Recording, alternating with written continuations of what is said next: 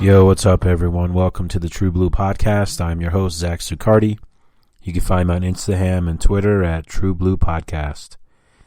It is December 18th, I think, today. 18th, yes. 18th. It's been a minute since I've done a podcast. You know, I recorded this last week, but then I accidentally, I didn't accidentally, but it stopped recording at some point towards the end, and I just said, fuck it. I was like, you know what? Fuck you! And I fucking just said, I'll just do it fucking the next day. And then a week later, here I am. But I'm here. I almost didn't make it. I got I didn't get into a car accident, but I almost did. This fucker was like, I was driving on the right-hand lane, and he was like, the lane he was in was stopped, and he was trying to get out of his lane quick. And if I didn't respond right away, he would have smashed into me. And it was the kind of response where I didn't even have a second to fucking honk or flip him off or anything like that. I just fucking swerved and went into survival mode. And it was like a split second. And I didn't even see him. I wasn't even this guy gonna turn, this guy gonna turn, nothing like that. It was just out of nowhere. Yeah, but I made it. But it was a close fucking call. Let me tell you what. My sharp reflexes really kicked in. I credit my my abstinence from marijuana. Had I been blazing it, I probably would have gotten all smashed up. This back scratcher is really paying dividends, let me tell you. Let me tell you what. But yeah, so fucking... That was nice. I didn't get in a car accident. I'm fucking here, ready to roll.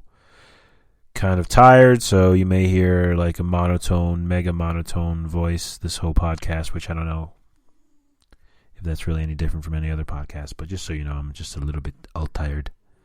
I'm all tired. But we'll get into since we last spoke, talk some shit, do some self-care, read a little poetry, and share some music. You know the deal. Let's get into since we last spoke.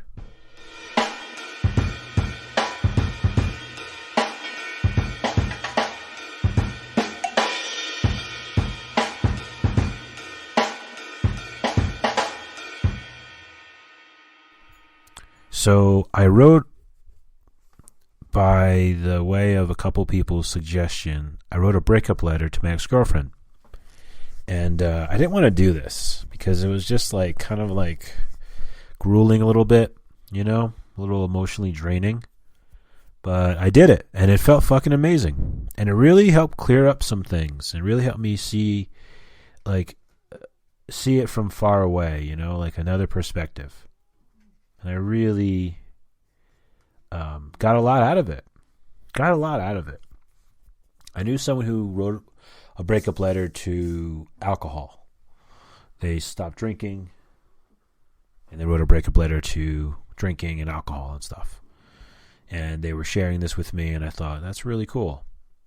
And then I had another friend suggest writing a breakup letter, and I thought, man, I'm hearing this from a couple different people. Maybe I should do this. And it was great. I really enjoyed it. And I read it to a couple people. And my joke was I would read it to them, and then I would start saying Like, okay, here it is. And then I would be like, fuck you, you stupid bitch. Your pussy smells and all this stuff. You're fucking such a bitch. Fuck off. And they were all looking at me like, what the hell? And that was just me joking. I didn't really write that. And I got everyone. I read it to my therapist, a couple homies, and they were all like, whoa, whoa. And I was like, yes, humor wins again. But yeah, it was good. I'm grateful that I wrote it. It gave me a lot of perspective. You probably hear my dog snoring in the background. I didn't read it to her, but yeah, it was really therapeutic and cathartic. And it's just so funny how like a little bit of time gives you a lot of bit of perspective, you know, and like you can really kind of see things, because when you're living something, when you're in it, it's just such a different vibe, you know. When you're kind of in the driver's seat as opposed to like in the stands at the race, you know, forgive the bad analogy, but it really, really helps.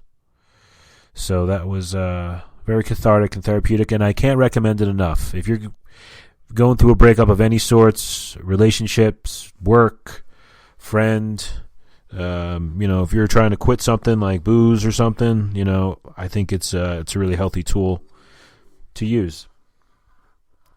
You know, I swear, since it's the holidays and shit, you know, I'm at Walmarts and all these places. When I see the long lines, I really contemplate stealing again. I'm like, I should just start stealing. When I say again, I mean like, you know, when you're a kid and stuff. I'm like, I should just fucking steal. I don't want to wait on this line. I don't ever really do that, but I do think about it. I kind of fantasize. It helps me pass the time while waiting online. I'm a pretty patient person when I'm waiting in line, because most people aren't, but I'm just like, la-di-da. And I usually have my AirPods in, so I'm usually jamming something, so that really, really helps. So some sad news. My younger brother, his cat passed away. Shout out to him and shout out to his cat, Peanut. My brother loves cats. He has 3 cats. This is his oldest of the 3. I think the only female too. And she had some kidney issues. He even started a GoFundMe to try to help raise some money to get, like, you know, tests and stuff and extra care. And I've never been a part of something like that, but I helped him out and I reached out to friends and stuff. And, you know, people were really, really gracious and really kind to donate. And it's the energy behind it. Yeah, the money's what's important in the end, but the energy behind it really goes a long way, you know? So like even if you donate $5, $500, you know, it really just means a lot. And it's just amazing how like people come together and there's this feeling of love that you just get from it. I've been kind of thinking about that. I've been kind of like vibing on that. You know, I reached out to a couple friends and family members and stuff. And of course, I didn't hear back from any family members, but friends. And yeah, it just really warmed my heart. And I think it warmed his heart as well. But sadly, he had to put his cat to sleep. And I just feel so bad for him because he's such a loving person. And I know he really loved his cat. So this episode goes out to his cat, Peanut. People who have those clear glasses, like those frames that you see that are kind of clear, they're whack as fuck. They're played out beyond. They've been played out for the last like 2 years, but I keep seeing them. And you know, when I see certain styles like that, I just think to myself, like, it's such low-hanging fruit. Like, you want to look like everyone else, you want to be part of the club. Just like, how boring. And yeah, it may look good, it may look, you know, people may look like good with it and shit, but I don't know. When I see stuff like that, it kind of makes me think like, oh man, you pretty boring, aren't you? Yeah. So I have this friend named Lucas. Him and I have been like giving each other different subjects to write poems on. We did the moon, or the full moon, and then we did, what was the second one that we did?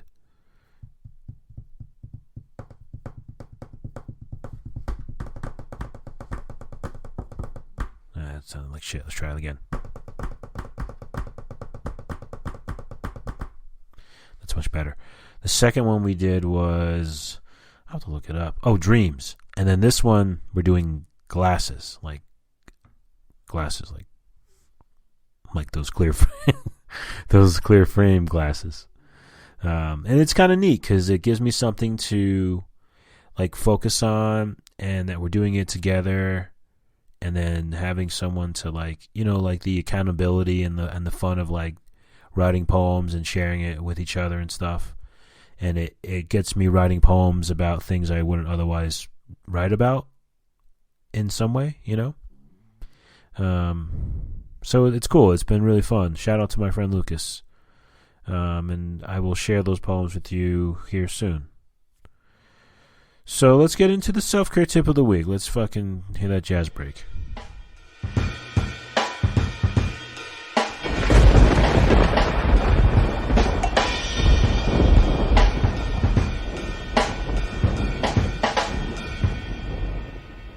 Shout out to my friend Kate for suggesting this. She was telling me that you should try to tell yourself I love you 100 times a day. That's a lot, but I love the whole idea behind it. Because it's important to love yourself. It's so easy to love other people, other things, but it's not so easy to love yourself. So I've been trying this, saying I love you. And sometimes I'll say I love you, Zach. I love you, Zachary. And it's nice. I'll look myself in the mirror. I'll be driving, and it's funny how like that self-talk, even if you're just sort of like faking it until you're making it, really does change something with your like chemistry and with like the parts of your brain and your spirit. So I looked this up and I found some tips on like saying I love you and like the benefits of it, which I think is really cool. So I'm just going to go over some of these, and we'll just talk about the reasons why you should tell yourself I love you. Let's see here. Reason 1, you deserve it. Fucking pop-ups, man. These pop-ups are such fucking bullshit. Motherfucker. All right. You deserve it. You are a masterpiece. That's what this article says. I'm not saying that. It's kind of weird. You deserve love. You do. That's kind of flat there, but yeah, you deserve it. I mean, on the real, you definitely do. Like, look at yourself like you would a friend or family member, and just trying to practice that. You've likely accomplished a lot in your life, and you deserve love, so why not leave yourself an I love you note as a reminder? Well, that's not a bad idea. Set yourself up with a little note or write it somewhere that you can see it. It's kind of a cool idea. Number 2, it'll make your day better. Next time something's not going your way, try focusing on love instead of concentrating on what's gone wrong. See if your day doesn't brighten, even just a little. It's a nice reset, I've noticed. And just the concept of saying it to yourself, I think, is really cool.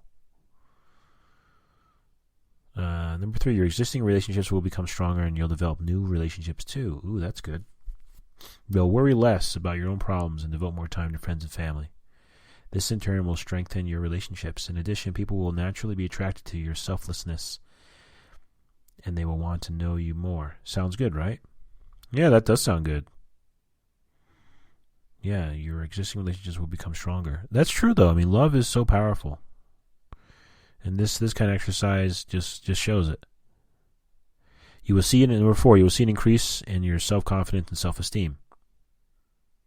When successes are challenged, people can lose confidence. It's best to keep in mind that failure creates momentum for ambition. If you're having a I'm not good enough moment, soothe yourself by saying, it's okay, I love you. It's the same thing you would do for your kids or husband or wife, isn't it? Yes, it sure is. Remind yourself that you're worthy of love. Self-love. Number 5, your productivity will skyrocket. When you have love in your heart, you get things done. You're more efficient at home. You're more efficient at work. Chances of success increase. I felt this when I've been like in love, even puppy love, like you have that vibe, that energy, even a shitty day at work or, a challenging experience at work, you kind of feel like you have that little extra layer of armor when you're feeling love or puppy love, And it's pretty cool. I like that one. Your productivity will skyrocket. That's cool. Number 6, it will help you truly be present. It says, forgive and forget, another set of 3 words with such huge meaning. Negative thoughts keep people stuck in the past. When you rethink and relive uncomfortable situations, you are preventing yourself from moving on. Telling yourself I love you redirects your attention to the present moment. Let you focus on what's happening right in front of you. Forgive, forget, and then move on. This is great. This is so true. This is why I do gratitude lists, because it helps you reset your brain, your focus, and I think it's super important. I love you. It redirects your attention. Number 7, you will feel healthier. Mentally healthy people feel good about their choices and are proud of themselves, which in turn allows them to work on their physical health. Balance out your health by improving your physical and your mental health. Amen. I mean, if you love yourself, you're going to put it into action, right? You know? Faith, what is it? Faith without works is dead or something like that. You know, you gotta put one foot in front of the other. Number 8, it will motivate you. Love can go a long way. Sometimes you just need an extra push. Give it a whirl. It's worth it. Very true. You know, love is amazing. It's the best. It's the best drug, the best fucking remedy. You know what I'm saying? This one's funny. It will make your mom happy. Number 9. Those who love you will be happy to know you're treating yourself the way they would treat you, and you would treat them. Excuse me. Grandma would tell you she loves you, wouldn't she? She sure would. Shout out to my grandma. Rest in peace. But yeah, you know, it's amazing. Like I was saying before, like your friends, your family, these people love you, your spouse, you know, whoever. And if you look at yourself like another person, you know, you start to kind of see it like, wow, I'm treating Zach so much better. But Zach is me. And why shouldn't I look at it like I'm treating, you know, my sister or my friend so much better? You know, it's just really important. And the last one, 10, it will make you laugh. Everyone needs a laugh. If shouting I love you to yourself doesn't make you laugh, try shouting louder. Laughter is happiness. And after all, isn't that what we're aiming for? Very true. You can't take life too seriously. You have to have a sense of humor about yourself. But overall, I think this is a great self-care tip. Saying to yourself, I love you 100 times, even 10 times, whatever the fucking number, just try to get into the habit of it. I'm telling you, you will not regret it. You will see the benefits. You can even feel the fucking benefits. All right, let's read a little bit of poetry.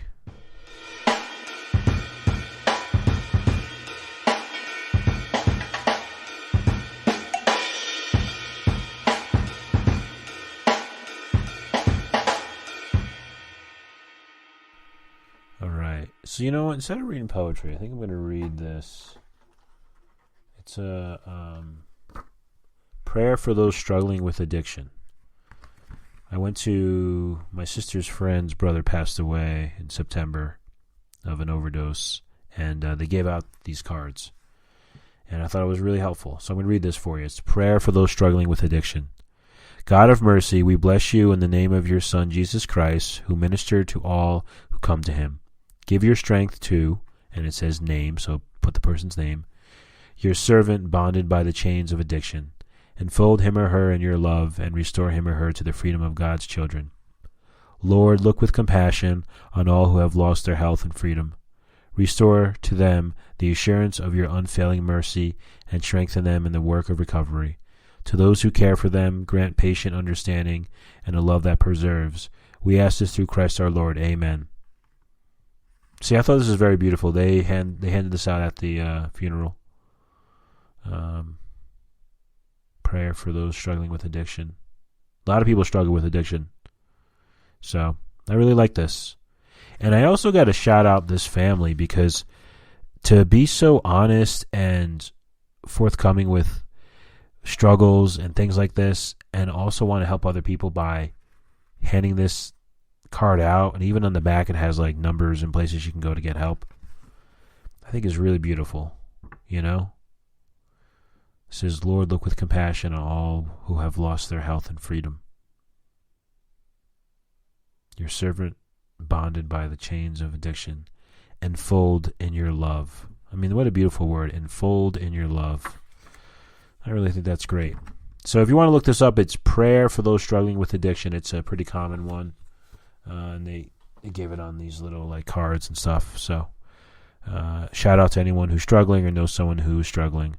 All right, let's share some music. Let's get into some music.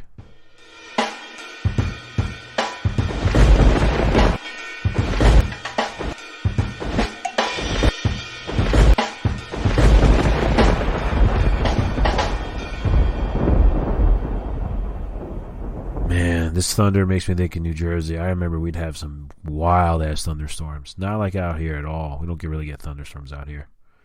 It's crazy how the weather just changes wherever you live.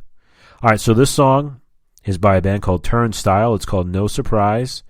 Spotify did this thing where they rank like your most 100 listened to songs and all this shit. And this was my number 2 song, No Surprise. It's from their album Glow On, which came out in 2021. Turnstile is like a new wave hardcore band from Baltimore. They're excellent. This album was excellent. The song is very different. It reminds me kind of like a hidden song. If you're from the 90s, then you know what I'm talking about. Great song. It really is. It's like maybe like 59 seconds. It's really short. It's like almost like an interlude song. It shows the range of this band too. I think the bass player sings this one. It's a very electronic track. And again, it sounds like a hidden track, so it doesn't sound like it's a little bit different from the rest of the songs on the album. But a great one to listen to on repeat. Feels like kind of like you're in a movie. It's one of those songs. It's very, very diverse. You know, like I said, it doesn't sound like any other songs on the album. And I just love it. It's got like great lyrics and just a great energy behind it. And I'm usually like, I don't listen to songs on repeat. It's not my vibe. It really isn't. But some I just do, like once in a while. And this was definitely one of them. I remember I was with some friends and we went to this gift shop and I was just listening to the song constantly on repeat, and it was just hitting me. All right, here are the lyrics. Look around. Is it windows or a mirror that you're looking out? Underground, we're swinging and we're missing with the lights off. And though it comes as no surprise to me, if you don't want to look inside of me, you really got to see it live to get it. You really got to see it live. You never feel it till you die from it. You never really feel it till you. Very poetic, very short, very sweet. No Surprise by Turnstile. Check it out. All right, that's the True Blue motherfucking podcast. Thanks for chilling with me. Hope everyone's staying warm. God bless.